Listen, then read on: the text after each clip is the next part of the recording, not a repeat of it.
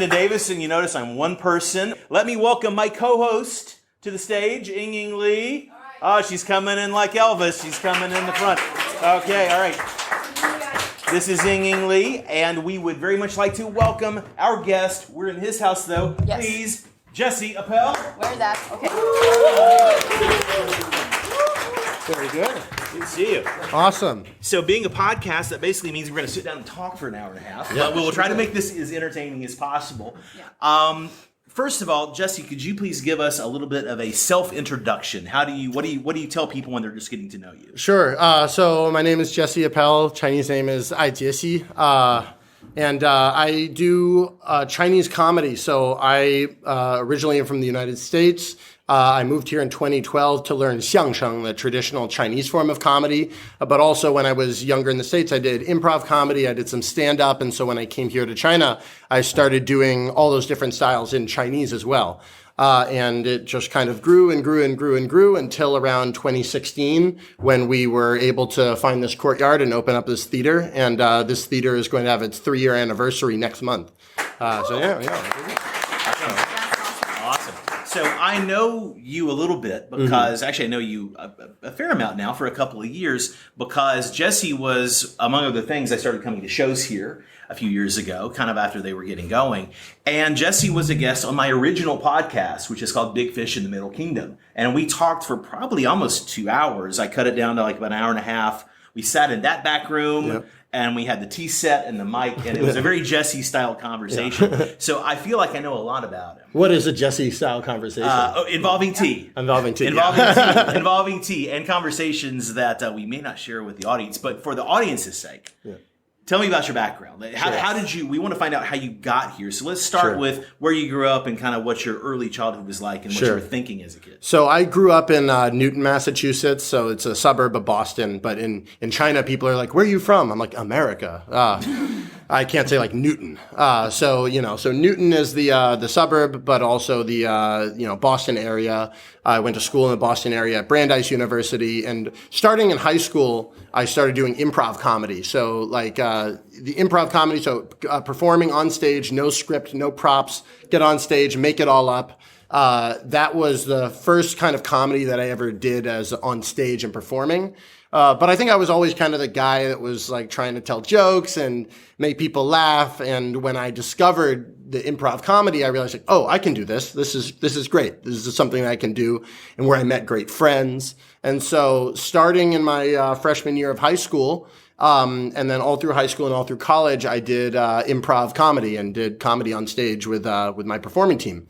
And then also starting in high school, I started taking Chinese, which at the time seemed completely unrelated to comedy. But it was something that was a real challenge. I was always interested in other cultures and other languages. And it was definitely something that I was curious about.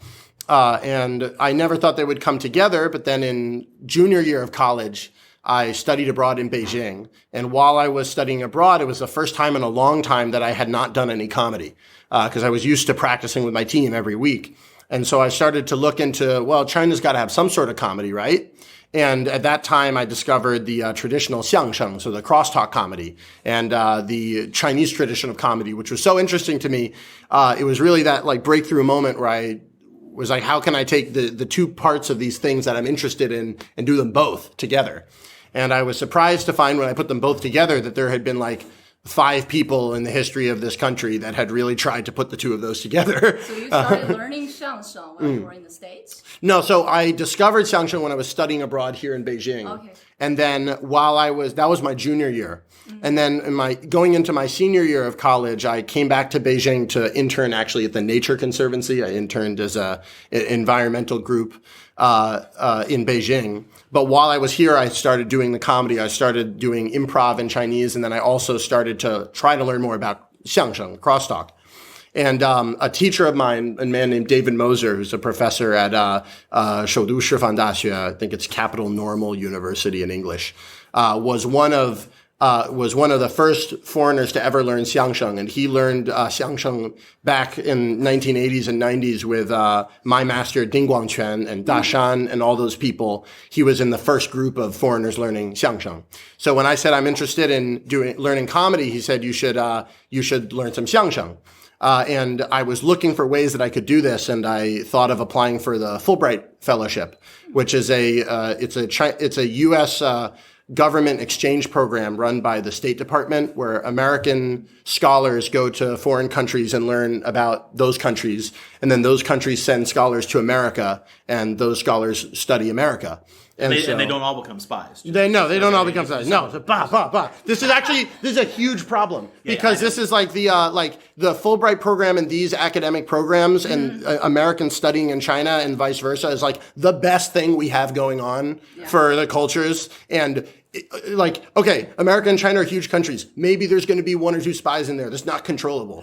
But we can't shut down the whole train because of that situation. I like that. I know that was like a joke, only small. No, it is. Because I know it's a sore point. No, but this is a problem, is because I know a lot of people in the Fulbright and these formal exchange communities now that are having a lot of trouble doing their exchange, and it's a trust problem on both sides, and so we'll get into that later. But anyway, right, sure. But Fulbright was great because I was fortunate enough to win the fellowship, and if you win the Fulbright grant as an individual scholar, basically I just got to be here and research my topic for a year. But researching comedy means performing comedy, and so I researched by apprenticing to Master Ding, my comedy teacher, and then studying with him to do the traditional comedy style of crosstalk. And Master Ding is he's a disciple of Hobaldin, who's probably the most famous comedian of China in the last 100 years, and he did comedy himself for 50 years until he passed away in 2018. Right. And this black banner in the back of this is actually a gift to the Comedy Center from Master Ding. Oh, nice. Master Ding was the only comedy master to take foreign disciples, and so a lot of my ability to get into the traditional style and then through the traditional style into some of the new styles was because I had this great teacher that would take me along that path. Yeah. Let's gear back a little bit. Sure. Because for our audience who are actually listening worldwide, we cover over 75 countries of audience, English speakers. So you have been in this intimate relationship with xiangsheng for over a couple of years here in China. So what exactly is xiangsheng in your opinion? And we would like you from your perspective, share with our audience today. Sure. We understand it's at least a 2-person sport, but you have a one-man demo. I'll give you the demo. But the xiangsheng is a linguistic performance art. It's a comedy performance art that originates from China in the late Qing dynasty period. What happened was in the late Qing dynasty, one of the Qing emperors passed away, and they forbid any Beijing opera or any other type of performance from being performed in the capital for what turned out to be 2 years. But at the time, none of the performers knew how long it would take to get back on stage. And so what happens is one of the clowns from Beijing Opera Troupe started telling jokes on the street and trying to get people to, maybe tell a joke, maybe give them some money, maybe get a chance to do some shows somewhere else of some other sort. And he found that he was getting really popular. So he thought, hey, if I'm popular by myself, maybe I can bring a partner. We'll come up with the comic dialogue ahead of time and we'll perform it for people and then have this sort of comic dialogue, this back and forth and back and forth. And so starting from that, we know who the first crosstalk master was. We know the first disciple that he took, and we know the disciple that person took. And so from there on out until the modern day, this crosstalk has been done master to student, master to student. It's usually done with 2 people. That's the most famous form.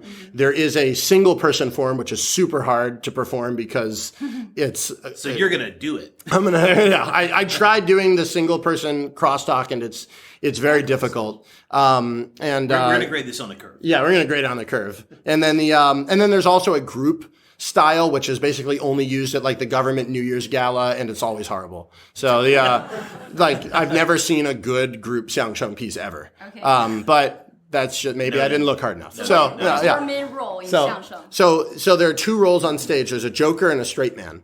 And usually the person who has more experience plays a straight man, because the straight man's role is actually harder as a comedian to pull off.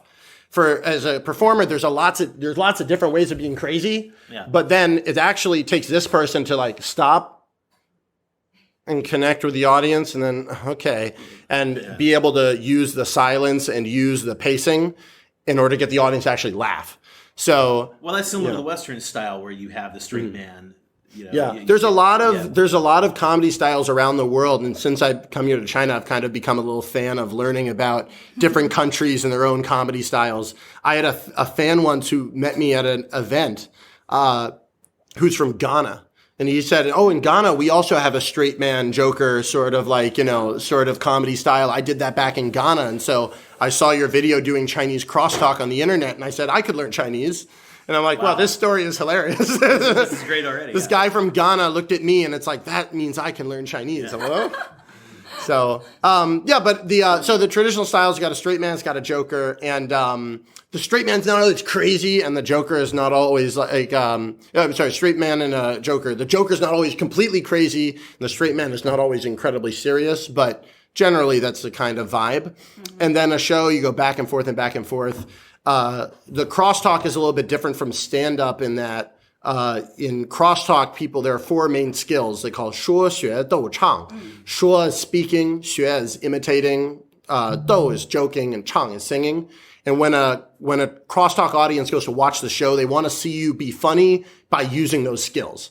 So if there's some sort of wacky, like blah, blah, blah, blah, that sort of joke, it may be funny, but the old school Xiangsheng people are like, that doesn't use speaking, imitating, joking, or singing. It's not a joke that should be in crosstalk. It's maybe funny, but not crosstalk. Mm-hmm. So each of these skills, you try to learn in order to do them. I'll give you an example of one of them, the speaking skill, because the Xiangsheng is known as a linguistic performance art. So it's about the speaking ability of the performer. And so one of the ways the performers show off the speaking ability is these things that they call 贯口, which are these like little monologues. Sometimes they're funny, sometimes they're just to show off the speaking skill. It's kind of like a rapper that gets on a big tangent and spits for like a minute. Yeah, so it'd be something like that. Yeah. So I'm going to do a little 贯口 to show off the speaking skill. This is called 地理图, the map. And it's a whole bunch of country names, one after another. So see how many you get. It goes like this. 太平洋, 印度洋, 大西洋, 北冰洋, 欧洲、亚洲、非洲、美洲、大洋洲、东亚、南亚、西亚、东南亚、韩国、朝鲜、蒙古、日本、越南、印度、缅甸、老挝、新加坡、菲律宾、尼泊尔、印度尼西亚、孟加拉、亚美尼亚、斯里兰卡、冰岛、丹麦、瑞典、芬兰、波兰、捷克、德国、法国、奥地利、乌苏、乌克兰、爱尔兰、小英兰、斯拉夫、博尔多瓦、比利时、沙利亚、勒托维亚、玻利维亚、阿尔巴尼亚，还有贝宁、埃及、多哥、刚果、马利、坦加、科美洛、摩洛哥、冈比亚、赞比亚、赤道几内亚、澳大利亚、新西兰、萨尔瓦多、米兹拉、墨西哥、美国、加拿大。Yeah. Wow. I couldn't even do that in English. So you'd work that into a bit. You'd be like, oh, I haven't seen you in a while. Yeah, I was traveling. Oh, where you been? Yeah, where have you been? Oh, I've been Chaoxian, Mongolia. Did you say China? Yeah. It must be in there. I don't think I heard China. I don't think I heard Zhonghua. That's okay. We may not, because a lot of times in shows, or like I don't host many weddings, but occasionally I host friends' weddings. I've hosted 2 weddings in my life, both for friends. That's a great start of a joke, by the way. Yeah, I don't host many weddings, but and it's something you could do at a wedding or at a party to say like, oh, 我们各种各样的人都来了，我们有朝鲜的、蒙古的、越南的、印度、缅甸、老挝、新加坡、菲律宾的, and it goes over really well with Chinese people's family.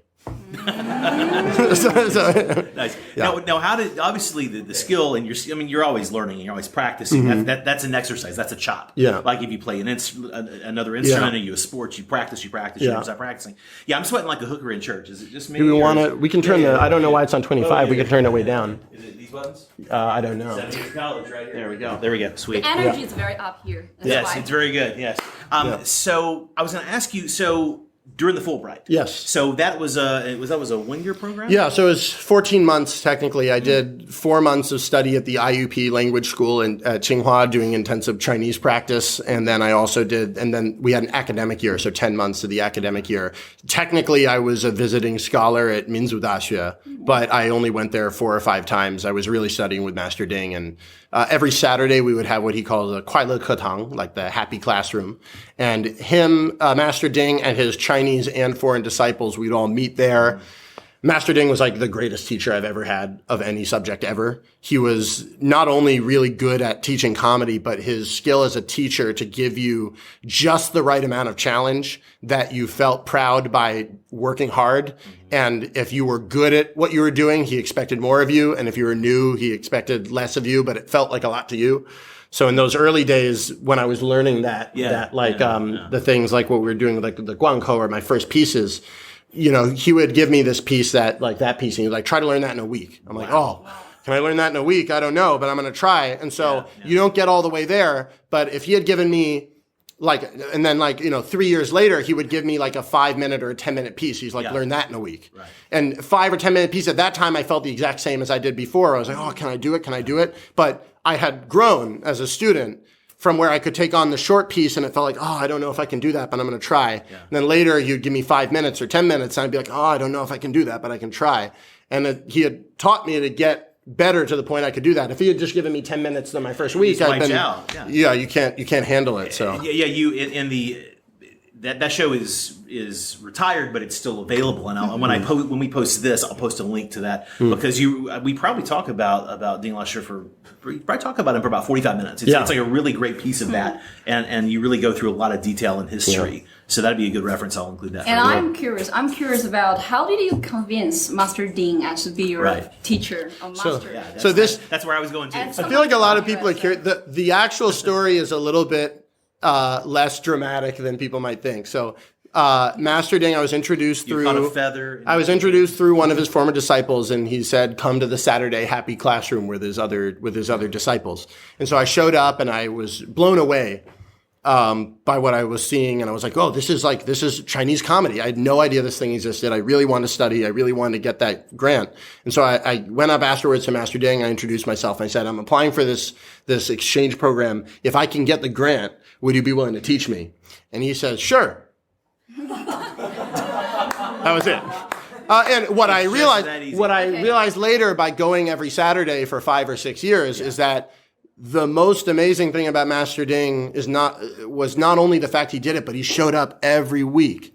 Like, he got lung cancer in 2016. He was showing up every Saturday to teach his students when he had been retired for years. Right. He had done comedy his whole life. He was there every week. So for him, if you have that commitment to the art, it's really easy because you're already more committed than the students. Right. So he can tell them, if you can find a way to get your money and come here and you'll show up every Saturday, I'll teach you. And then if you're not the type of person that can do that, you won't be here. But I'll still be here.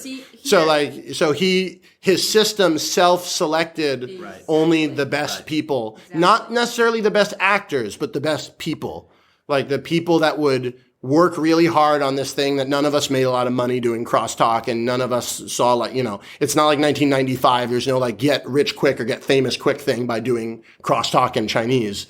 It's selected for both Chinese people and Westerners who want to show up every Saturday, who got that, oh no, can I do it? And worked hard on it. Mm-hmm. And then if you weren't that type of person, you just burned out and didn't come back. Yeah, what I learned is being authentic and being committed actually transcend cultural differences. Sure. Transcend differences between different generations, different cultures. So I see that from your I agree with that. And that's really one of the hardest problems I find for myself as an artist now is how to have that commitment to, let's do the same thing. Let's put out a show every week for 6 months. That's hard. Yeah. Not do it for 50 years.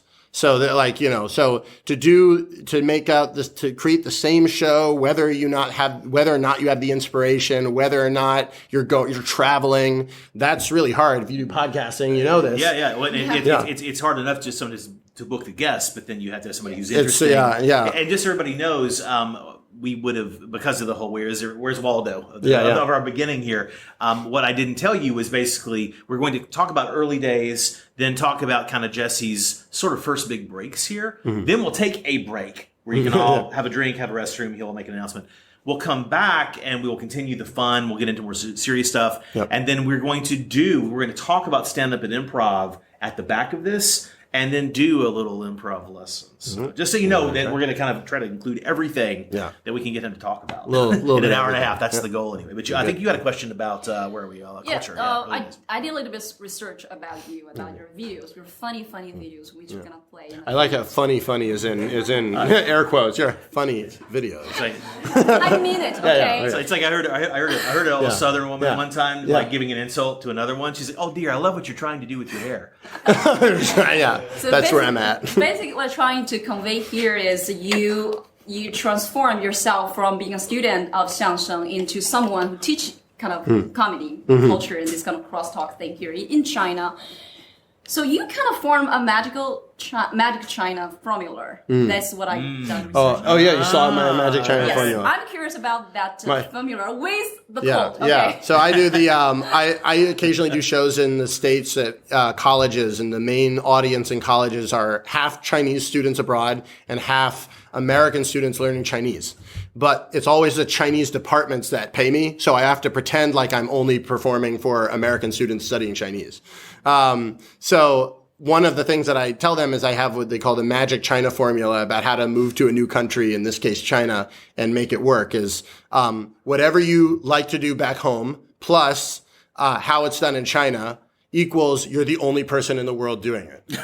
Because unless what you like to do is like, infrastructure management, like, And who doesn't really? Yeah, I like comedy. I was like, let's do it in China, and I can count on one hand the number of people that have seriously made an effort to do that in another country. And that's not just a China thing. Like if you were to go to America as well, if you're a Chinese person going to America, like what you really like to do, if you can find that plus how it's done in America, there are not a lot of people from your country doing it. You can open that out back in China. I always say like, I don't skateboard, but if I did skateboard, you would know all the skateboarding people in 3 months. Right. If you came here and you really showed up and you just went out with everybody and you brought your skateboard and you were willing to chat, you'd know everybody in 3 months. And I don't know what there is between America and China in terms of comedy. Every year it changes what kind of things are open. So this is not a guarantee of, fantastic wealth or immediate success. But in a world where there's so many people, I was really surprised how few people were doing something fun plus China.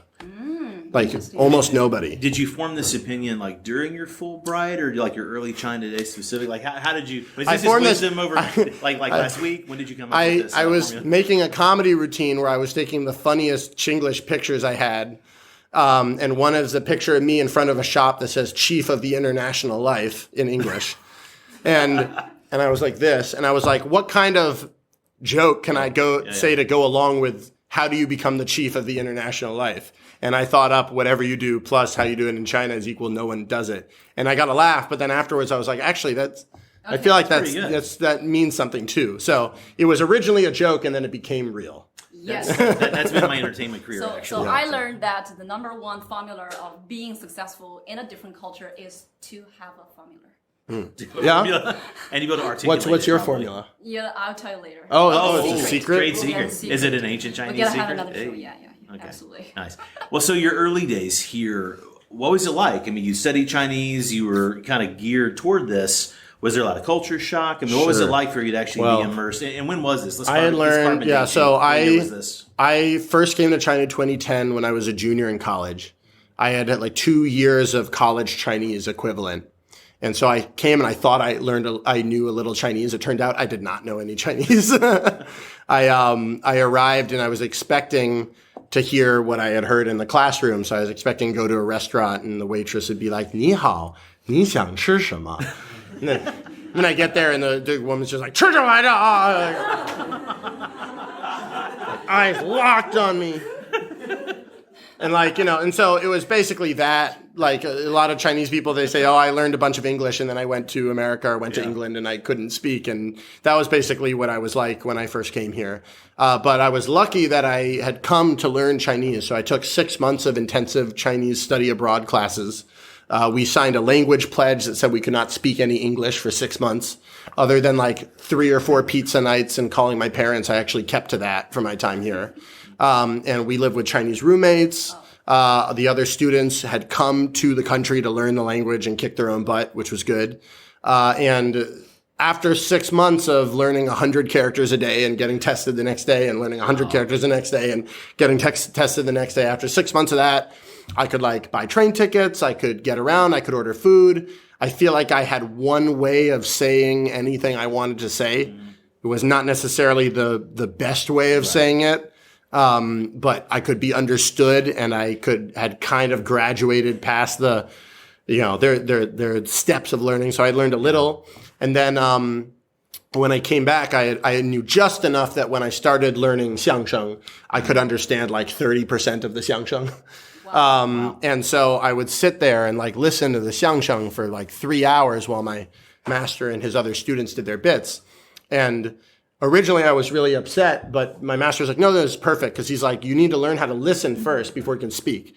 Because if you can't hear the difference between what they're saying and what you're saying, it doesn't matter. You're missing the joke. It doesn't matter that you know the words. Not only the joke, you just literally can't speak the language. Right. The good thing about jokes, though, for learning language was that you can't fake laughter. Whereas, like, if you've spoken a second language, a lot of times you speak, blah, blah, blah, blah, blah, and then the other person goes like, oh, yeah. And you don't know how much they understood. That's me doing stand-up. Yeah. How that goes. You have no idea how much they understood. And most people are not rude about it if they're speaking with somebody in a second language. So they'll be like, they'll nod. And then afterwards, you have no idea how much they understood. But with comedy, if I say a joke and no one laughs, then I know the joke didn't work. So now you're the master of spotting who is faking, right? Yeah, so the worst is when you do a joke and there's no laugh. And then you get the applause right a moment afterwards. And then you get the, oh, he's trying so hard. And I'm like, oh. And because I really was trying so hard, that was like the least favorite thing that could ever happen to me. Right. So I hate it when they're like, oh, like, 不管他怎么说的，他中文挺好. Oh. If they're at the end, if they're like, oh, it doesn't matter that it wasn't funny, like, you can't believe he even speaks the language. Because like if you're a chef, you want people to say the food was tasty. You don't want people to go like, wow, you chopped those vegetables real fast. Like the language is a tool. The language is a tool that if I'm a funny guy and I speak Chinese, I can get what's in my head into your head if you speak Chinese.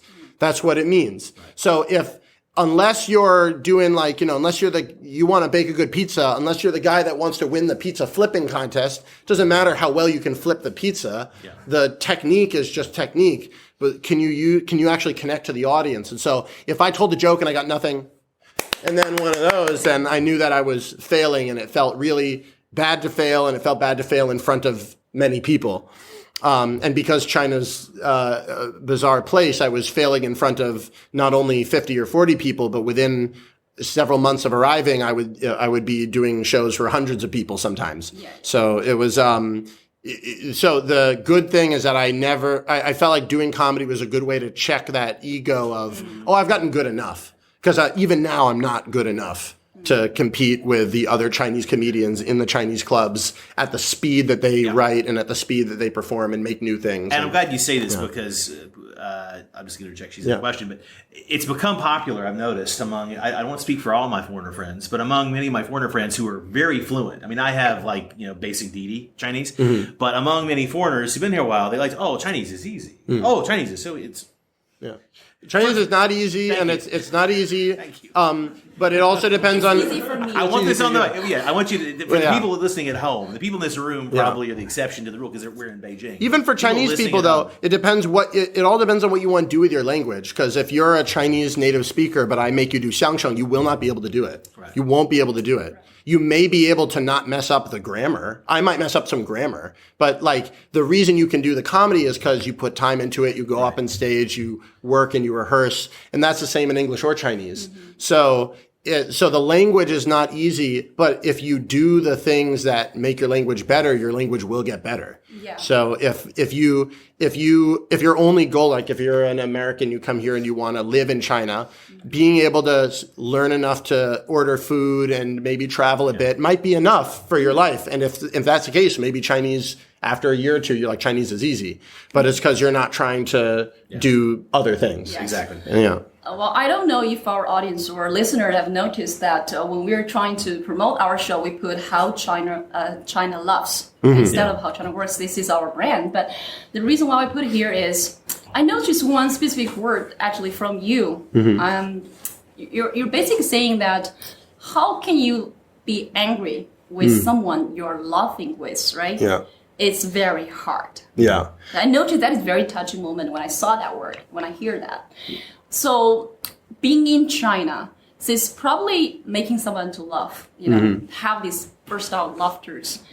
It's probably the best lubricant for you to quickly, it's my favorite lubricant. Yeah, make connection with different people and is it water soluble? Right? Water soluble. So I would like to hear from you. What are the inspiration for you? Or you can say that you're very talented, but what are the inspiration in daily life that you get from right? Like what inspires a comedy? Yeah. So Sure. Because you have to keep producing a lot of new, interesting content. Yeah, where does the genius come from? Yeah. I don't know, but genius. I mean, the first thing that I learned when I first came here, I was like, I want every joke I say to be like fully bilingual and multicultural and hilarious to both cultures in the same way, at the same amount. And I'm only going to do those jokes because that's like what I came here to do. And I wrote like 3 jokes in 6 months because that's just not the way it works. Is the first thing is realizing what you're trying to do with the comedy. So if you're a lot of people say, oh, that joke's not going to work in America, or that joke's not going to work in the other place. The first step for me was don't judge where it is or not going to work. Just write it down.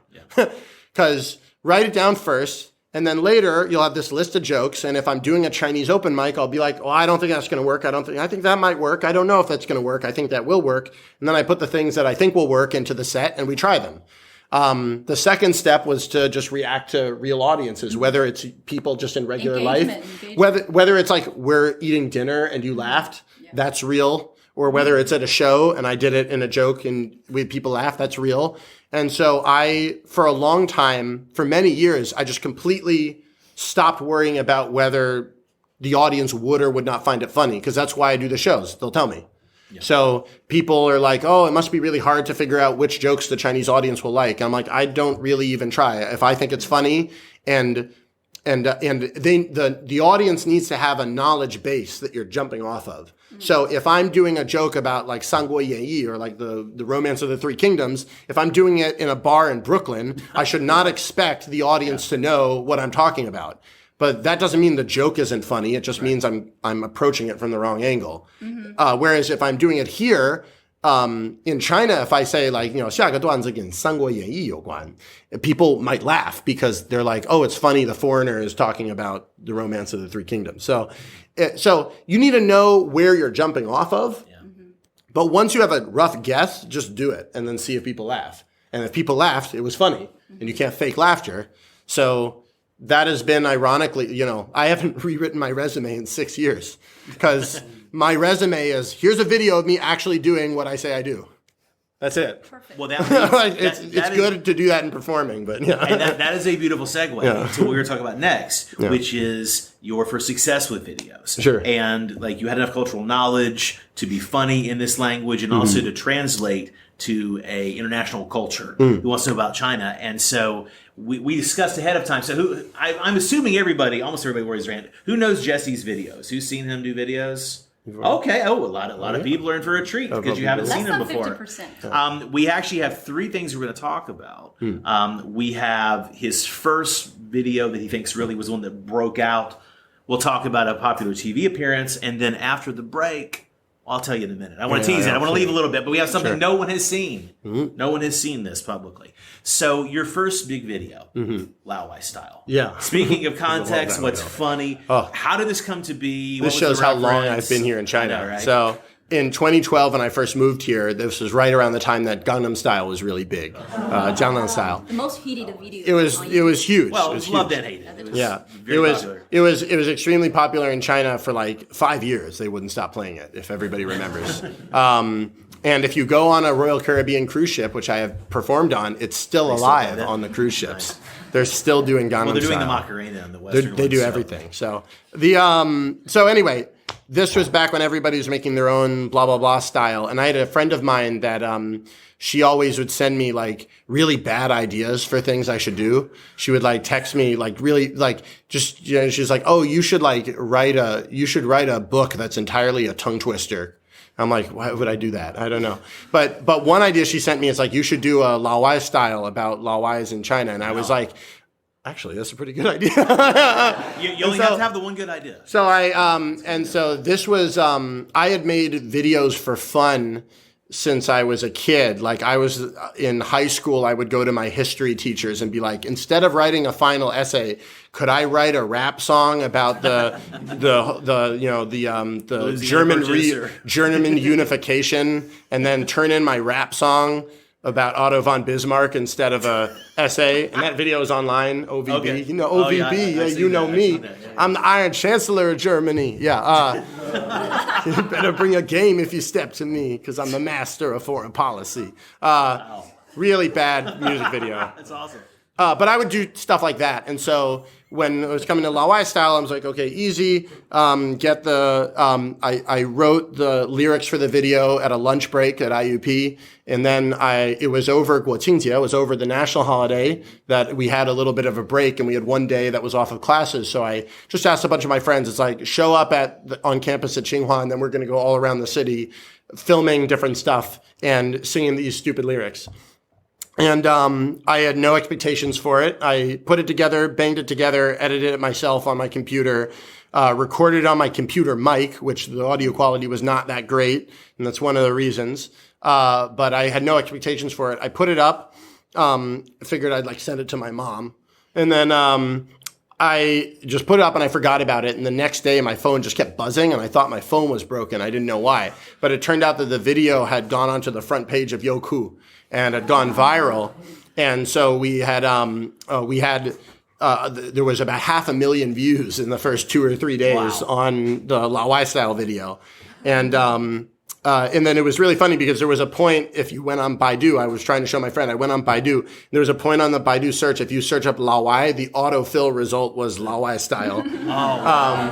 So that was kind of funny. It was a bizarre experience. It went viral. I got to perform the thing on a couple TV shows. It gave me, not a huge web following, but there's people that had seen something of mine. So sometimes something will pop up. And now it looks like less professional than some of the stuff I'm wanting to do now. And the feeling behind it is a little bit different than what I'm doing now. But sure. That was the first experience with doing internet video in China, and it made me say maybe I should do more of this. So. Awesome. Well, we are going to step to the side, dim the lights, and play it, and then come back and talk a little more. So we can sit. I think we can actually sit. Can you guys see over our heads? Yes. Yeah, Okay, so, I think they're all right. All right. We just need to not move. Well, I want you to pantomime to the video. That's good.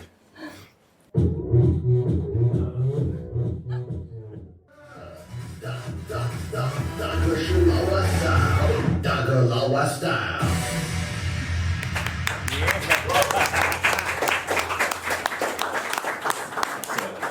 Nice. Wow. Okay. Where did that? So how many times have you probably seen this? So we can do the house Oh my lights God, again. I've How seen- many times have you seen this? You have no idea how many times I've heard that song in the video. It was a lot. I mean, it was, but it was actually a really bizarre experience because we had people that sent in their own versions of it. A couple Chinese classes in America had their students sing it. They covered it. And I had this amazing video of these like 8th graders at this really preppy high school in Washington, D.C. and in suits and ties singing like, hey, la, la, la, la. Bizarre video, including the weirdest video. I don't have it queued up, but the weirdest video is that we found a video on YouTube that just said Lao Wai style. And it was this like big, like kind of like chubby Chinese guy in an office, not doing anything. And then he just went like, boom. And then like, Lao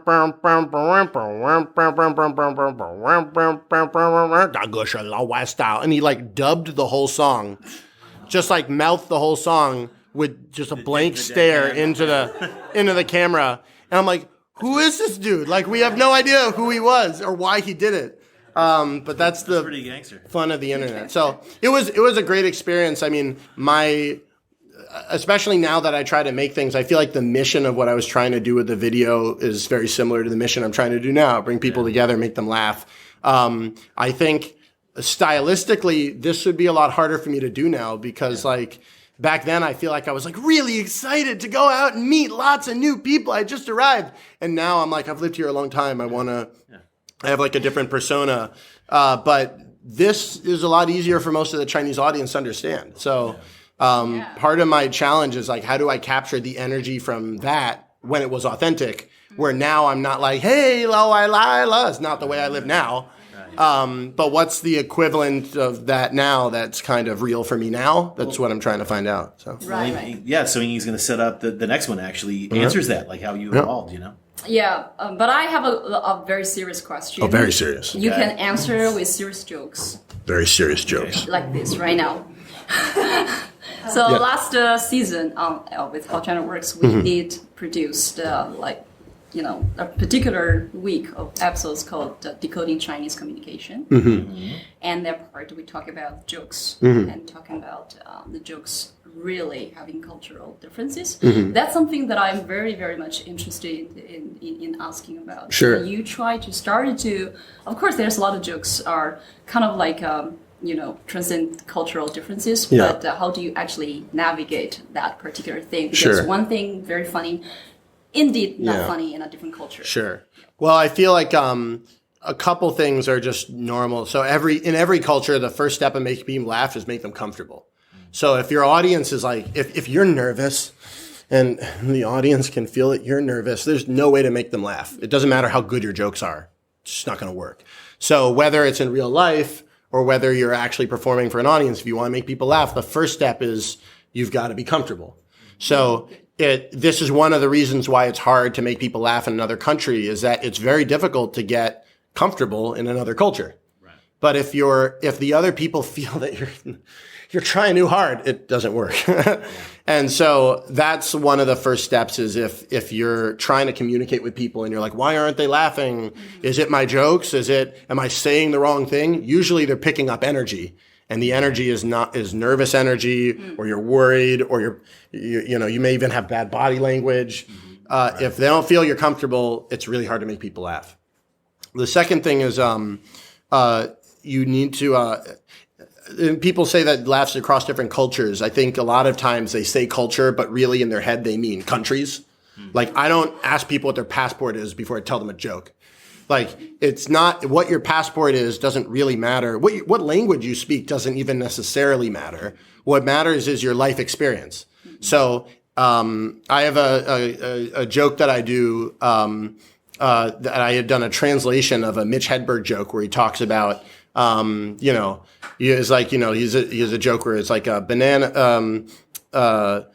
Well, how's it go in English? Because I've done it in Chinese so many times. He has a joke. No, it's like he does. He has a joke. Is like, red light, stoplight. Red light means stop. Green light means all good. Yeah. Bananas are the opposite. Yeah. Oh fuck! I messed it up. Ah shit! Fuck! I messed it up. Anyway, or there's another joke. Well, just even simpler joke. It's like I once went out with my girlfriend and we went camping, and I realized that a tent is a really bad place to have a fight because you can't slam the flap. Yeah.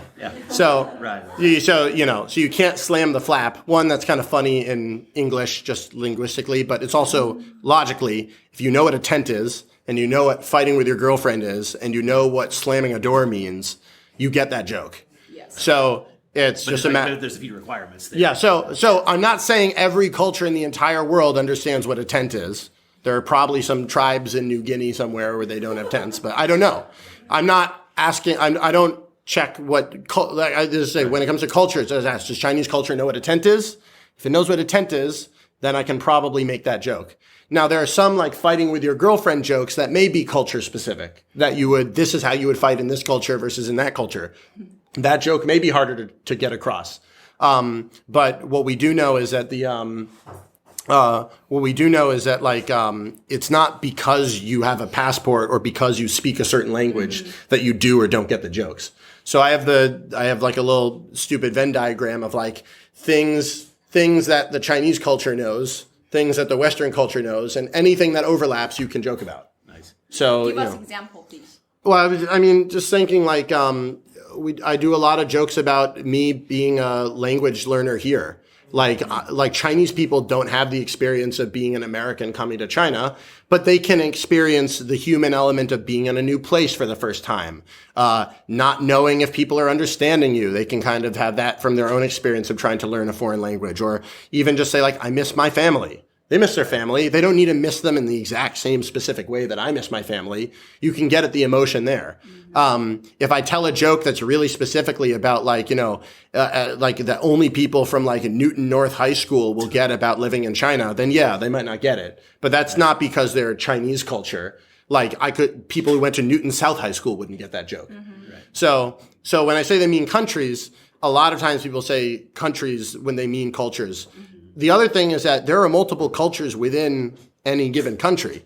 So there's like a liberal, media sphere and a liberal Facebook comedy scene, and there's a conservative one. And in China, there's, all the comedians like to make fun of like, kuaishou, and like these apps that a lot of people in the rural countryside use. And every country has multiple cultures within their own country that people either do or don't like, or say that it would work across one culture, it wouldn't work across other cultures. The culture is a very complicated thing, and it's not really all that closely correlated to the country boundaries that we have and where politics determine who gets to, have what border crossing. Right. So that is actually, I think, really hopeful, because it means that if you are trying to work across cultures, all you have to do is find out something human and share something that's human, that's emotional. And so when I try to write stuff now, I think about, characters, story, what emotion are we trying to get to? Try to create that empathic connection, empathy, 同感, between the different people. And then that allows you to kind of do this thing that, scarily enough, there's not a lot of out there. There's not a lot of Westerners that, for better or worse, are really trying to connect emotionally with China. And there are lots of Chinese that learn English and even study abroad, but not that many that really try to emotionally connect with the people in those new countries. And I think some of this is because this is a new skill that humanities needed to learn. Like if it was even 100 years ago, we would not be able to find this many foreigners in this whole country to be in this room. 100 years ago, there literally were not that many foreigners that we could fit into this room as we have now. And now it's just like, oh, it's a Tuesday night. Let's all get together in the hutongs. Yeah. So this is a new skill. But then also I think a lot of it has to do with the new skill is hard to teach. And it has to kind of come through experience of showing up and being in a room with other people from another culture and listening to something in your second language. Thank you all to the Chinese people who are here and listening to me speak English. And doing that sort of stuff will build that skill, but just studying language and memorizing words and memorizing vocabulary is not enough, because again, that's a tool. Right. And in 5 years, Baidu or Google or somebody's going to have an app that you can put in your Bluetooth earpiece that'll translate, and in another 10 years, it's going to be directly in your brain. So it's not how do we figure out the word for steak in the other country so that I can order a steak, because that's going to be taken care of. But if I'm trying to start a steakhouse, what will Chinese people enjoy about my steakhouse? Exactly. That conversation is very difficult and requires emotion and requires cultural connection. And that's the sort of thing that we still don't have enough people that do. And it's all about 用心, putting your heart into it. Yeah, I feel like people, like I get the impression, because I came here and my Chinese was really bad, and people were really happy to help me learn. And so that's how I learned, because if people had not wanted to speak with me or if they had been angry at me for coming, I couldn't have learned. So having that sort of that,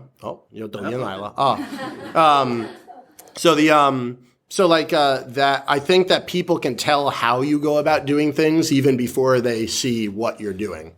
And so a lot of my challenge now is to try to recapture some of the energy from when I first got here. Because now I'm like, oh, how am I going to pay the rent? How am I going to, I have payroll. The comedy needs to, I'm talking with iQIYI and they want one thing and Tencent wants another. And I don't have that energy sometimes. It's hard to get that energy back, where it's like, it'd be funny is if I like went out on the street and like we had the sketch we should have filmed. We didn't film it. We should have filmed it. Do you guys remember that jump game on the WeChat? There was like a flip onto a platform and then you flipped onto another platform. Oh, yeah. I just wanted to wear that suit and go and jump around in the street and just fall. Like 跳一跳, yeah. I was like, that'd be hilarious. And then it just never wound up happening because I had other things to do. But I should have shot that. That was the right thing to be doing with my day, and I didn't do it. So it's about trying to get that sort of energy back and also deal with stuff at a higher level too. Well, speaking of this, and we're being mindful of the time too, because at 10 o'clock we have to be gone. We have a break. So to try to get us on schedule, I want to talk about your evolution of this. Sure. You had this appearance on the Post 80s talk show. Yeah. And this is a lot more recent. When did that Baling Ho, I think we did the Post 80s talk show in either 2017 or 2018. It was right before the show went off the air. And it's a really nice example, because I've enjoyed it. I don't speak Chinese well enough that I would follow it. I'm just following the subtitles. But you're really connecting, and you're talking about everyday life and your life and things. And we're going to play that. But what was it before we play it? I know from talking to you offline about this, that you prepared X amount of material, maybe you shot, half of that, and then what aired was maybe half of that or something. I mean, what was this? Why? Yeah. Why? So the why? So part of it is just entertainment in general. So people who run TV know that they have an infinite amount of people that will work for free forever to go on a TV show, and that puts them in a position of power. And so they can say things like, "Oh, prepare 20 minutes," and then are you going to air 20 minutes? Of course we will, and they never have to answer to anybody. So they'll tell you to prepare a whole lot of stuff, and then sometimes when it gets edited, only 2 minutes is left. That's in America, that's in China. Here, there's the double difficult question of getting the scripts approved by the Guangdianzongju or whoever is doing it, the people who are in charge of managing the media. Because all media in China is either state-run, like Dongfang Weishir, which is run as a Shanghai TV station run by the government, or they're big online platforms that would never for a million years put something on that would make the government angry because they have to have good relations with the government to air anything. So both of those are very conservative when it comes to content. And the result of this is that if you send a script, then they part of their job is to say some stuff is no good. So they can go to their boss and say, okay, I did my job. So actually the best thing to do is to refuse to send in a script as long as possible so that they have no time to do anything. And then I say, here's what I'll do. I'll just do it all and you can edit whatever you want. And then that way you have the maximum chance of stuff working. And they know it too. So they will also, at most of the comedy shows, be like, we need a script. I'm like, okay, I'll send you one tomorrow. And then we'll show up the day before. It's like, oh, you never sent in your script, did you? I'm like, no, I forgot. And then they're like, okay, we sent in something else and we'll figure it out. And then because they can always edit it, go backwards, write what I said, and send that script in. Right. So there's always a way around it. There has to be a script approved, and that's the way it works. But it doesn't necessarily mean you have to send it all in advance. Nice. So that's one of the reasons. So this one I actually got lucky. I recorded 8 or 9 minutes, and they put in about 5, which is really good for TV. Has anybody seen this before? His appearance on the post? I haven't. I'd love to see. I think that was. I think when I first Ingy and I met. We met about a year and a half ago. About a year ago, we started prepping How China Works. And among other things, we were just getting to know each other. I played, this is one of the videos. I immediately became a huge fan of you. Well, let's share the love with everybody. Yep. If your minion can. 那个80后可以给我们。谢谢。接下来上场这位嘉宾呢是一个外国人，他在中国呢待了不短的时间。那最近有个朋友，他是中国人，他住北京，他姓张，你认识吗？非常感谢大家，我是艾杰西。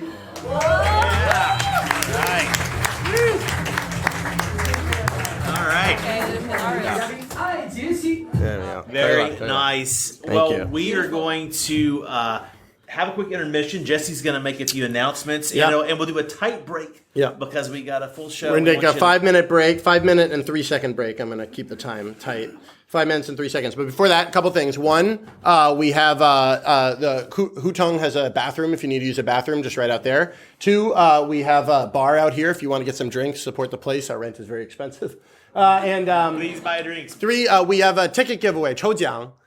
So if you want to win some tickets to some Comedy Center events, take out your phone right now, scan our code. 所以大家可以拿出手机扫那个二维码，给我们发一个票字，门票的票。So you can scan the code and send the word ticket or 票. Either one is fine. This is the Comedy Center account. We have events in this courtyard every night of the week. Some of them are open, some of them are closed. But we have all sorts of comedy stuff going on here all the time, and all the info is on that account. Chilling is looking at me. Do I need to check my phone? Is that what you're saying? I do need to check my phone. We're going to find out what is the secret message in just a moment. Very, very important. Very important secret message. Yes. Okay. I need to go out and tell our neighbors that we apologize for people putting their electric bikes in the alleyway leading to our club. So if you are in the audience and you have a bike, whether a public bike or an electric bike, and you've parked it in our hutong, please move it during the break. Other than that, I think we're all set, right? Okay, 5 all right, minutes. 5-minute break. Have a good time, everybody. Jesse Appel, take two. Come on, brother. Please have a seat. Awesome. So, now, did we resolve the issue? This is part of Beijing. Is Did we get the bike out of there? The scooter? 那个电动车那个预判电动车的事处理好了吗？ Yep, we got it done. Okay, so. good. Wait, because it's very important. Everybody's like, oh my God, are you going to get shut down by the government? I'm like, no, we are far more likely to have an angry neighbor just like, give us problems. And, But which would you rather have? what should I rather have? Yeah. Well, we need to keep our neighbors happy. I know, exactly. So, let's talk about the thing that no one has seen outside of your immediate circle of folks. Sure. What are we going to watch next, and what is it? You want to show the next video?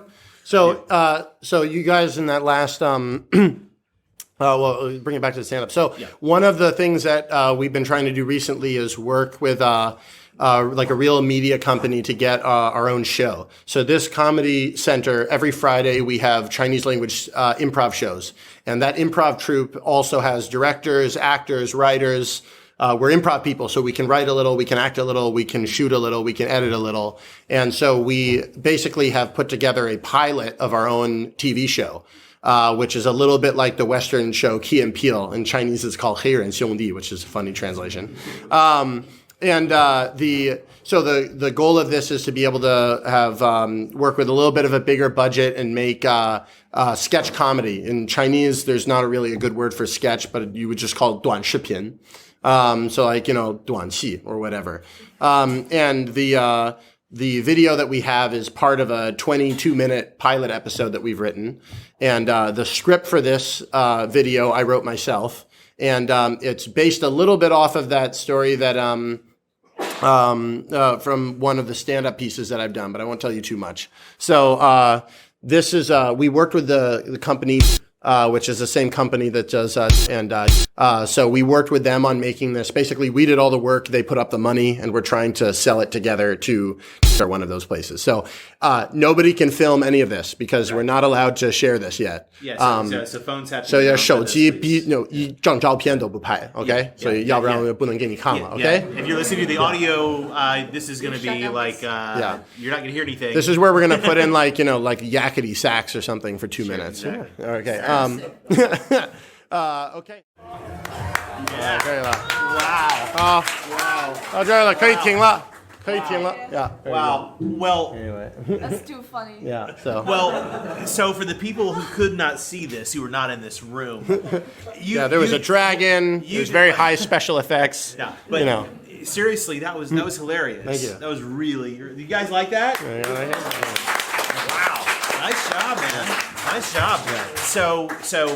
My day job is I'm a film and TV producer, so I know not to ask you too much about where it is. Sure. But where is it? Where the project? But yeah. So right now we have a tough situation because again, keeping it within the room. Said they'd be willing to air the show, but they're only willing to split profits instead of pay for the show. Well, I'll bleep out the name of the company. Yeah. So beep, it says that they'll be doing that, and so it's also complicated because there's political, not government political stuff, but just the company that we produced it with has worked more with in the past. So they'd rather work with. We're stuck in the middle here with this product that we think is funny, but is not 100% fit for either platform. And meanwhile, is working all in vertical film now. So they are not interested in anything horizontal, even if it's good, because they're doing their thing. So this is the hard part about the back when I was doing the Lao Wai style or making my own little videos, you could just make it, put it up online. The problem was that even when they got a lot of hits, they didn't bring a lot of fans. So I have a lot of people that have seen something I've done over the last couple of years, but I don't have many Weibo followers. I don't have many Douyin followers. I don't have many followers on any of the platforms because the internet likes the same thing done repeatedly, slightly different every time. So if I did funny English and then I did 150 funny English videos, you'd get a following. But if you do 150 different funny videos that don't all seem the same way, each one of those videos is better, but they don't bring an audience together. And so this has been part of my problem working in the, 新媒体, new media place is that I'm still looking for what is that thing I can make 150 of that can attract an audience. And then later they'll maybe see this. But you can't start with this because the platforms believe that if you're not famous, no one will watch this. And ironically, this is actually one of my prepared questions, is about the Eastern versus Western comedy and challenges and opportunities and the differences. And this is one of the big business challenges. Yeah. Because in the U.S., you would be this and you'd be Key and Peele. Yeah. So this is or somebody. This is part of the thing, is like the whole world is going through a challenge with media now, where the traditional ways of making things are being destroyed by social media. So it used to be that if you had a film script, you find people that make film scripts and then you make it. And now the people who make film scripts are like, well, we're not making anything on this. You've already done the work of getting famous on the internet, so that if you sell the movie, you're selling it to your own fans already. Right. They're just basically middlemen now. But all the money is in being the middleman. Yeah. So the challenge is that it's created a situation where the ability to make the product is now easier than ever. We have phones. We have skilled people to talk to. Making the product is very easy. Right. So there's too much product. Which product gets pushed? The people who have already done the hard work of building up their own following get their products pushed. And so without the following, one of the notes we get from companies on this is saying, well, it's really funny, but we need a way to put a celebrity in there, because this acting is too hard for most celebrities. So it's not easy to see how a celebrity is going to join this show. And they would never put it up on a major platform without a celebrity, because we're not going to sell it. And Tencent or iQIYI or Youku, they only have so much push. They would rather use their push on something with a celebrity than something without a celebrity. So one of the challenges is designing a show that also, if we're not famous, that also incorporates famous people, but requires as little of their time and commitment as possible, so that they can hire them for one day and put it across the whole season and then put their face up on the poster.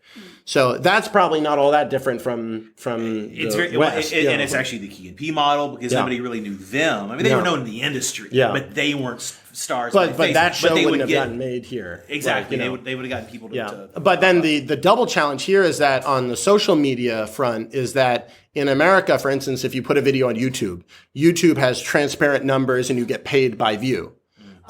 So if the numbers are relatively close to real, or at least they have a reason to keep them real, because if they were fake, they'd just be paying people free money. Exactly.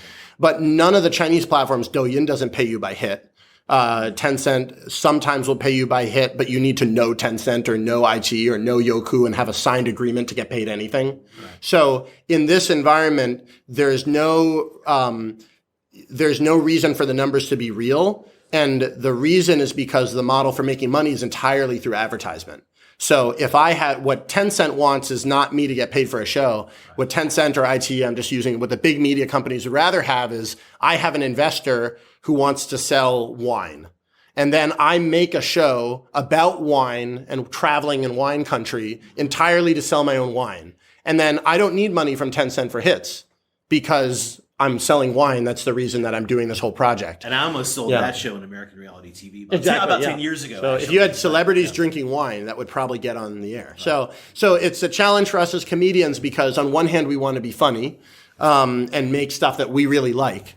But on the other hand, we need to live in a reality where you're not getting paid per view even. You're getting paid because of your ability to bring advertisers to the platform. If you get a ton of views, then the big platforms can sell their own advertising and you split that. But there's not a lot of people lining up to pay small producers money to make anything. And the platforms have a lot of weight here, because it's very difficult to get on the air if you're not supported by a platform. So they're going to wait. They might sit on a project for a year or 2 years waiting for somebody to give them everything for free. And so it's not always like that, but it's created a lot of challenges. It would be a lot easier if I had 1 million fans, and then I could just say, well, at the very least, my 1 million fans are going to see it, but I don't have that. Yeah, I would say that there are many different layers for this type of challenges worldwide. It's not just people here in China and being, or even KOL, this kind of thought leader in every country, every culture, in this kind of media environment. It's changing really quickly. It's very challenging. The reality here, what I see, a couple different, we talked about this before in our show, that here in China, people buy for knowledge. Like this kind of 知识付费 thing. Right? We do see that everywhere. But have you actually studied about this or did a little bit research on, like, if you could turn your content or of course your pursuit, your love for the art, this particular art, into something that could become a kind of education. Like teach that as a series. That's Sure. what we see Well, here right now. on Saturday, right here, we have an improv comedy class, and we have a couple spots left. So if you want to take Chinese improv, 全是中文的课. Chinese improv class right here. We have a couple spots left. We've done that before. There's a much bigger market for teaching English. So part of the problem is I was talking about this, Jesse, the boss of the U.S. China Comedy Center, and Jesse, the artist, are very different people. As a boss, I'm really stupid for having done 3 years here and not made some sort of funny English or learn English stand-up, because that's where the money is. That's the market would be in education or English. Why? Why Not. So What exactly is the thing Does preventing it kill your soul? because I don't want to do it. Like I'm super lucky. I don't have a boss. The only reason I would do something that I don't want to do is because I made myself do it. So it's really hard to make myself do something I don't want to do because I work really hard to be my own boss, so I don't have to do things I don't want to do. And so but where I've been has been changing. When I was here for the first 3 or 4 years, I didn't want to do anything in English. Like I would not have been doing this and now I think that's silly. Because part of who I am is that I can speak English and I can perform for people that might not be able to listen to the Chinese show. And so finding a way to bring that together is part of my journey as a performer. And I don't think I'm there yet. So maybe in 2 years from now, I will want to do funny English, or I will want to figure out a way to teach English stand-up. But right now, I don't. And so that being said, we have to pay the rent here. We have payroll. We want to grow. And in entertainment, it's a very normal thing to have people look at you for one thing and then you give them the thing you really want to make after they're already looking at you. Yeah. So it wouldn't be a bad thing to do English. It'd be a good thing, and it's a good thing for learning. But a lot of times I have the idea when I wake up, I say, I want to find the thing that I can do that other people won't do. And I know that there's 100 other companies trying to make funny English videos, and they'll probably be better than me. But if I can find that one thing I can do that I can do well, and nobody else can do it, it doesn't need to be $100 million idea. Yeah. It just needs to be enough that I can build more to where I am today, and then we'll build from there. Isn't this the true meaning or spirit of being an entrepreneur? I would say it. I would say yes. I'd say yes, but I struggle with that because Jesse, the entrepreneur, says, do the market analysis, find out where the things are. If you want to teach Chinese improv, that's great. But if you see that people are not signing up for Chinese improv classes, start teaching English ones. Or don't even teach improv. Teach something else. Teach like 领导力 or like how to do a PowerPoint. Like maybe that's where the market is. Like Jesse, the entrepreneur, is thinking you should pivot, you should change. Jesse, the artist, is like, I moved here to make people laugh. I moved here to have a comedy club where there's a physical space where people will come together from all around the world and sit next to each other and laugh together while sitting in the same direction. And that's part of the reason I'm here. And if it was just to figure out a way to make money off of a PowerPoint, I could do that from America. I could just host a show in Chinese from America. I know a guy here who has a great. I won't drop his name, but there's a guy here that's his living. Yeah, and he's the best guy at teaching how to do a PowerPoint. Yeah, so I'm sure there's a market for it, and it's just a matter of I think it would be a little bit easier if I had a boss and the boss told me this is your job and I had to do it. But the good and the bad of being my own boss is that I'm not as diligent as I should be sometimes in sticking through things that I don't want to do. Because I very rarely have to do things that I just don't want to do. And I probably would be really bad if I joined a company tomorrow and had to listen to a boss. Because when I graduated in 2012 till now, I've never really had a job. So I have to do things that I don't like as much as other things. I love doing small theater shows, but I also have to do some big ones where I have to, the first couple times I went on the cruise ship and performed, it was a ton of fun. Now it's like, I have to travel a lot. So I don't like the travel and the sitting on the planes, but it's all for a good thing. And some things make more money than others, and I try to balance it. And so that's something that I've been trying to figure out. So one of my last questions. Yes, last questions. I like these air quotes popping up. We're about to do the lightning round, so we can go especially because it's an audio podcast, so all the air quotes are they exist in this reality, but not in the podcast. What is your true mission? Yeah, so the mission of the U.S. China Comedy Center and my mission is to bridge cultures through laughter. So the goal is to try to figure out a way to take people on, I call it US China Comedy Center because I'm American and I really dislike this 中外, like there's China and everybody else. I think that's a really bad mental state to be in. So I don't like to encourage it. But to be able to bridge China and the outside cultures from outside of China, make people laugh together. We have 10,000 people that can do business and almost nobody that can make each other laugh. That's like really scary. For years, I was like, if there's bad blood between the countries, we're going to need these people. And recently, especially with US and China, we have had a lot of problems. Right. And it's a little bit scary to turn around and be like, I don't know that many other Americans here that are still trying to figure out a way to bring the countries together. And on the Chinese side of it, while the people that I meet still have no negative feelings towards Americans, the systems are getting very, very difficult. Right. So I recorded on 中国达人秀, like the big, like China's Got Talent. I recorded there last month. I don't know if it's going to air. And it may not air because they thought it was not funny enough, or it may not air because they filmed 100 things and they're only going to air 20, or it may not air because they're like, oh, where's this foreigner from? He's American. He's talking about life in America. That's not what the leadership wants right now. That could also be a reason. And I'll never know. Right. So the hard part about this mission is that the mission is not necessarily something that either side, on a government level is supporting right now. But on a people level, I think people get it. And so the challenge is in a country where so many things at some level eventually have to be checked off by the government, how do you do something that is trying to bring people together, but do it in a way that doesn't make people upset or nervous within either country, really, for that matter? Yeah, fear divides people. So as I said, people, but laughter brings them together. Back, as I said, right? the first thing is if you want to laugh at somebody, you've got to be comfortable. Even if the jokes are not that good, think about like when you talk with people you're friends with from any country. The first step is at least you like hanging out with them. And so it's actually very, very, I do comedy. It happens to be the thing that I like to do and have training in, but you could do it through whatever element of your life it is that brought you here. You could do it through law if you're a lawyer. You could do it through skateboarding if you're a skateboarder. You could do it through food if you're a chef. You do it through photography if you're a photographer. But using the art as a way to have that social mission of saying, we want to bring people together. So for comedy, this means I'm not going to make a joke that I think is going to be negative to either side. Because I was joking earlier, I could go on TV right now, and if I want to say, 没有共产党就没有新中国, if I want to do 红歌, if I want to be like, 我爱中国, I would get on TV immediately. Douyin would push that to the front page. Weibo would push that to the front page.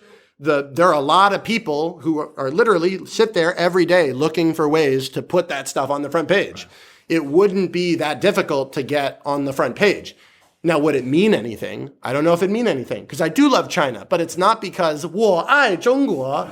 It's because I have real friends here, and I've spent my life here, and I work with Chinese people every day, and that's what we need to get onto the front page, not somebody who looks like me saying it.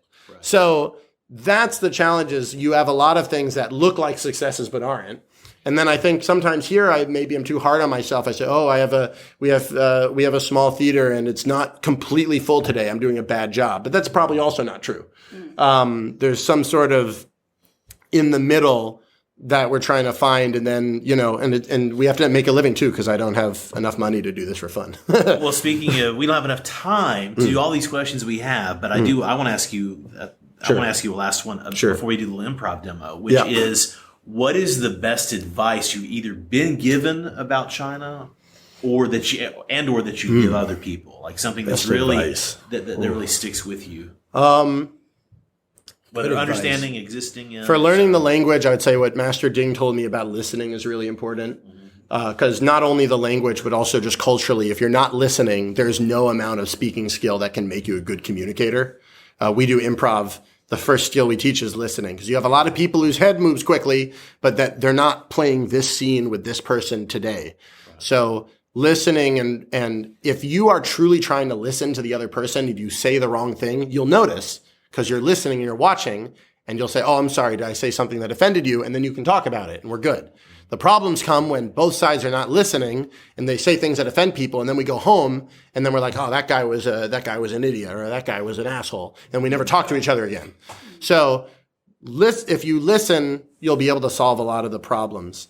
And then specifically with China, and I think this is true, if you're an American that's looking to move to China to work here or to be involved, get a round trip ticket for like 4 or 6 months.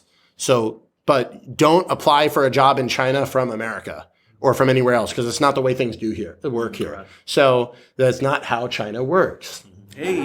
See what he did there? So Nice. Thanks. Come here, meet people, listen, see what's needed, figure out a way. And if it really doesn't work out, you'll go home in 4 months on the return ticket. And if it works out, you'll go home for vacation and you'll be all excited about whatever you've figured out on your way back. It's a little bit harder in America because it's harder for Chinese people to get visas to America. But if you can get a tourist visa or go over for a short time, you can go to see the Statue of Liberty and then meet some people in coffee houses and then set up for applying for the job when you go back the next time. But people respect the people that took the dive and they're like, I'm here to do this. And when you want to work in another culture, anybody who's like, I really want to work in Chinese film, but I'm going to be based in LA because there's lots of opportunities. It's like, well, if you really want to work in Chinese film, it would mean a lot if you had lived in China for a little while. Or at least for the time you're in China, you're really in China as opposed to I want to make business trips. Which is why I moved here instead of visiting once a season. Yeah. So, and people, this courtyard has been, I wasn't expecting it to be useful in this way, but when Chinese people, a lot of people on TV, like who want to work together on shows or want to work together on longer projects, the first question they always ask me is, when are you moving back to America? Because they don't believe I really live here. Because at some point they figure I'm going to leave, and maybe I will leave at some point, but I don't have that planned right now. But how do I prove to people that I'm really here? And the fact I pay so much for rent proves like, no, I'm renting this place. I got a contract. Like I have to pay the landlord one way or the other. That's why the show ain't free tonight. Yeah, exactly. So even just a little thing like that, they know like I'm here. So obviously the big thing to do would be to marry a Chinese person, but I'm not there yet. So if anybody has, want to set me up with somebody, I'm single, I need help. But we'll put a survey along with the episode. Exactly. So I'd say that's a really long-winded response to a question that wanted a short answer. Well, thank you for that. Yeah. Before we go, can you please, let's talk a little bit. Yeah. Pretend that you have two absolute amateurs who want to learn improv in 5 minutes. All right. And you do. So the first step is to get on stage and start performing something. So let's get you on stage. What do we do? So we're gonna. I don't know how this works with the mic. I'm gonna put this down. This on the ground is probably good too. I'm gonna put this on the ground so it doesn't fall. Do we need to move the chairs? You can move the chairs, put them in the back in the trench. All right. And then, so for improv, where's my little bell? Just the bell. The bell here. There's a bell. Okay, so for improv. You can learn more about this if you want by coming to class on Saturday. But the first rule we say is we want to say yes. So if you say, doctor, I'm here, you are the doctor. Yes. Yes. I am the doctor. If he says something like, your feet are so smelly, say yes, they are smelly. All right? The only thing that I do is saying yes. No, so you say whatever you want. Okay. But try to find a way to work together. Okay? Don't deny the reality. Yeah. It's like I can reply anything. If I say say I'm whatever a you want. unicorn, you have to accept that I'm a unicorn and then go with we'll it. figure it out. All So right. that's the 1 minute improv lesson. And we're going to challenge you by playing a game that we call 中英鸟语, so or English Chinese gibberish. The way this works is that you're going to be performing in a scene. We're going to give you a relationship and a place to play. Just start performing, do whatever you want. Okay. And then the scene is going to start in English. And then when I hit the bell here, 你们要换到中文，然后继续用中文把这个演出做下来。然后我再按一下那个铃铛的话，and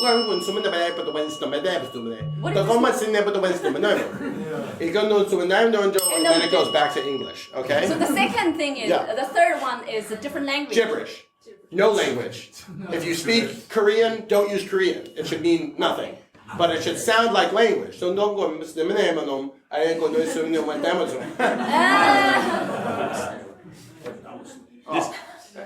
And then back to English, okay? So we're going to give you guys a little bit of help. So let's start out by saying, what's a place that you are excited to, that you might go on the weekend? Where's a place you might go on the weekend? So Disneyland. Disneyland? We're going to start in Disneyland, okay? They're performing Disneyland, and let's give them a relationship. So how do they know each other? Mom and Dad. You're neighbors at Disneyland. We're gonna make it a little bit easier. You I heard Mom and Dad, but we're gonna make it Mom and Child, okay? We only have 2 players, okay? Awesome. So we're gonna start and begin Disneyland scene, Mom and Child in English. Go. Mama, I want to ride a roller coaster. Can I ride a roller coaster? We don't have the money.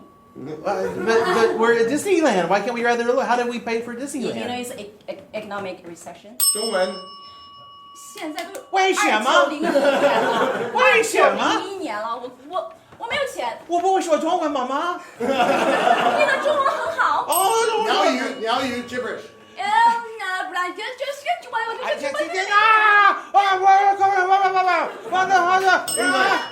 I want to ride the roller coaster. Ooh, that was easy. No problem. Go again, please. As long as you do 100. 中文。你要是考100分，妈妈就带你去。为什么？不要。听不懂了，你看。不要！不要！不要！鸟语 gibberish. I don't know what to say. What? Gibberish. No, I want to. English. I want to ride the roller coaster. All right.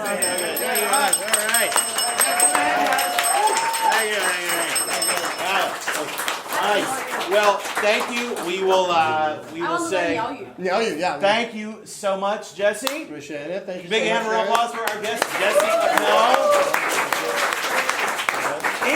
Where can our fine audience check out our show? Where can they find our show on the internet? I'm kind of emotional here tonight. Like you mentioned that 100 years back, we don't have so many foreigners. We don't have so many people, so many different faces coming from different places here in one room. But tonight, we made it. Yep. And I would like to say, what's the brand? What was the brand of the show? What is the name of the show? HowChinaWorksPodcast.com is the answer to what I said. And we generally don't promote our show. HowChinaWorksPodcast.com. I don't promote like Available that. in all podcatchers. You know, but really, I learned something. I was inspired by his talk just now, especially the last part. If you don't catch it, listen to our podcast, HowChinaWorksPodcast.com. That I need to do more promotion because this meaningful work, this work like what Jesse does and what we are doing needs to be heard. Need more audience. We want people from different faces, different colors coming here. Yeah. And I will make this determination, like tonight, from tomorrow. I'll be more active in promoting this kind of ties between China and any other country in the world, including the U.S., the most important relationship. So we would like to see you again. We would love to hear a feedback from our How China Works podcast. Yeah. We generally don't say that often that much. We don't, because we don't usually want your feedback. We really don't. But we really need, because this is not kind of 2 and 3 people's job. You know, there's we need a lot of people. It takes a village, y'all. There's a contact form on the website. So seriously, please check it out. Let us know what you like. Let us know if you would be a perfect guest, if you know a perfect guest, if you just want to share it. All those tools are on that website. What's that website? What's the website? Awesome. Give her a free beer coupon. HowChinaWorksPodcast.com. Yes, give her a drink coupon. Jesse, do you have anything? Giving away my stuff. Awesome. Thank you so much. Thank you guys. See you next week. Thank you guys so much for coming.